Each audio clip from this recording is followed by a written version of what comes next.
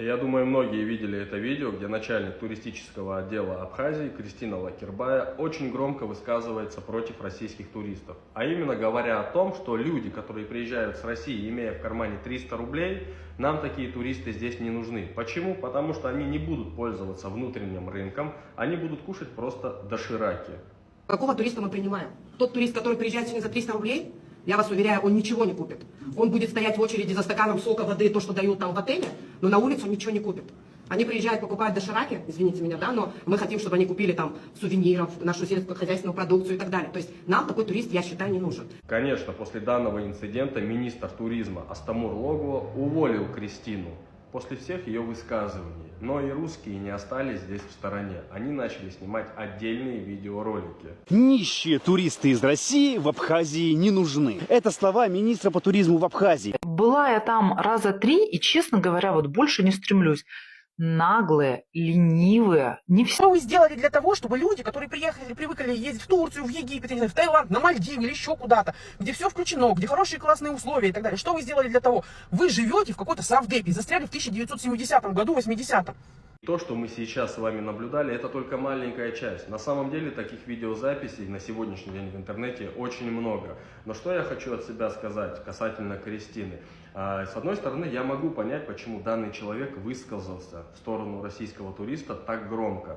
Мы все прекрасно знаем и видим, что сегодня происходит в Абхазии. В Абхазии происходит крупномасштабный демпинг.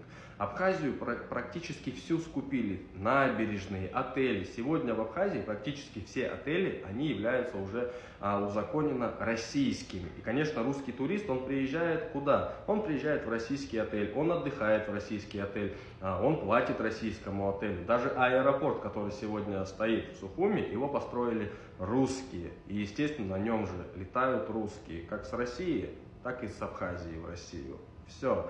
И женщина это говорит о том, что Абхазия сегодня потеряла свой внутренний рынок, свой внутренний бизнес туризма, потому что он практически полностью находится в руках российского инвестора, российского бизнесмена. И если так дальше пойдет, абхазы останутся без собственного дохода. Вот что она имела в виду. Но, конечно, ее, может быть, да, она высказала это все в грубой форме. Может быть, можно было это как-то сказать более дипломатично, деликатнее. Но как бы это ни звучало, все приняли бы это ровно на свой счет. И как показывает практика в лице Кристины, говоря сегодня правду, находясь в Абхазии, ты можешь пойти под сокращение. То есть, если ты встаешь на защиту собственного, так скажем, народа, собственного дохода, который кормит сегодня Абхазию, да, и мог продолжать кормить, ты становишься невыгоден.